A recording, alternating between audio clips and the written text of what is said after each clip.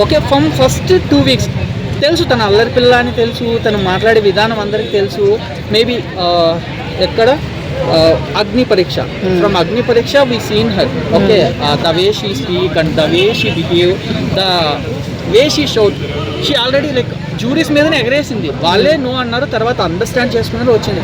ఇక్కడ తన game change చేసుకోవాలని హోస్ట్ చెప్పినప్పుడు కూడా నాగార్జున గారు she was changed it, completely change అయ్యి తన గేమ్ కంప్లీట్గా ఇంప్రూవ్ చేసుకొని అంత చేసినప్పుడు ఒక అదే పీపుల్స్ ఇప్పుడు ఓట్కి ఒక రెస్పెక్ట్ అనేది ఉంటుంది కదా. మనం చూస్తున్నాం, ఓట్ చేస్తున్నాము అంటే suppose there should be some respect to the public votes, but without public votes, okay, apart from that like sending her back to home because of these people whoever maybe తను చెప్పినట్టుగానే తన స్ట్రెంగ్త్ని వాళ్ళు identify చేసి, even Nagarjuna గారు తను eliminate చేసి ముందే చెప్పారు ఏమని, నీ స్ట్రెంగ్త్ ఇంత, నీ గురించి ఎంటైర్ హౌస్ భయపడుతున్నట్టున్నారు, you are playing well, keep it up అని చెప్పారు. చెప్పిన కొద్ది టైంలోనే తన elimination due to the at least if they give some other task, at least instead of that balloons, no, if they give some other task to her and మనం play చేయమని చెప్పి, ఓహో ఒకవేళ అక్కడ ఓడిపోయి నువ్వు ఇన్నిట్లోనే ఓడిపోతవచ్చు, నువ్వు వెళ్ళొచ్చు అంటే అది ఒక ఫెయిల్. బట్ వచ్చిన వాళ్ళ వైల్డ్ కార్డ్స్ నుంచి వాళ్ళ చేతుల్లోకి ఒక అది చేయడం కంప్లీట్లీ అన్ఫెయిర్ అని అనిపిస్తుంది. ఓకే, అండ్ నెక్స్ట్ రమ్య ఉంది కదా, తను కళ్యాణి అనిందనమాట అమ్మాయిలు పిచ్చోడు అనేసి. అంటే తను పులిహారాల కలపడం అని ఒక డైలాగ్ అలా వేస్తున్నా బాగుండేదేమో, కానీ ఇట్లా అమ్మాయిలు పిచ్చోడు అనడం అనేది ఎంతవరకు కరెక్ట్? ఓకే, అమ్మాయిలు పిచ్చోడు అనడం I believe like it's completely 100% it's not a correct at all.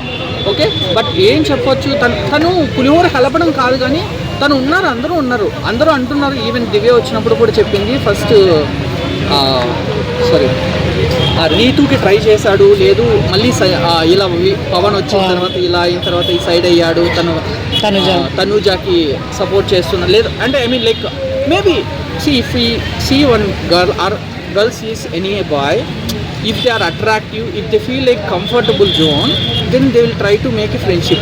Okay, that is sure in genuine, not only say, if in class, if in colleges, if in anywhere in public also, if we see somebody, if we like it, we like, if we feel comfort as they did the journey.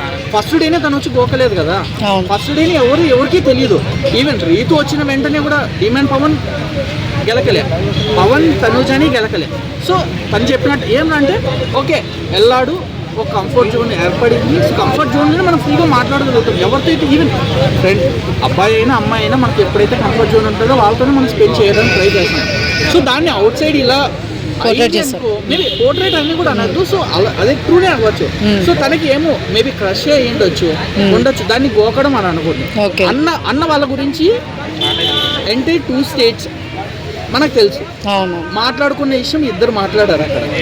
ఇద్దరు మాట్లాడుకున్న వాళ్ళ గురించి మనం already out side చూసాం, how they behave, how they like already వాళ్ళు ఎలా మాట్లాడున్నారు అనేది మనకు తెలుసు.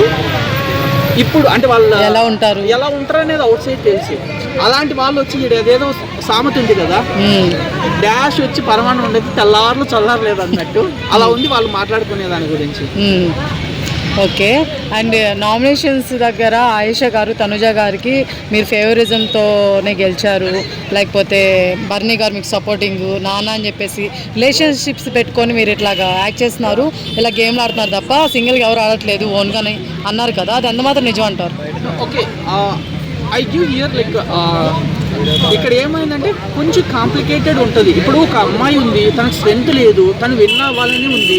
So based on the task, అది ఈజీ టాస్క్ అయితే ఒకవేళ హెల్ప్ నీడెడ్ అవసరం లేదు అనుకున్నప్పుడు, వితౌట్ హెల్ప్ నేను విన్ అవ్వగలను అనుకున్నప్పుడు అమ్మాయి ఎవరు హెల్ప్ తీసుకొని అవసరం లేదు, అప్పుడు కూడా హెల్ప్ తీసుకునిందంటే మనం అనాలి. వాళ్ళకి పెట్టిన టాస్క్స్లో can you remember me like which task, ఏ టాస్క్లో హెల్ప్ తీసుకునేదని?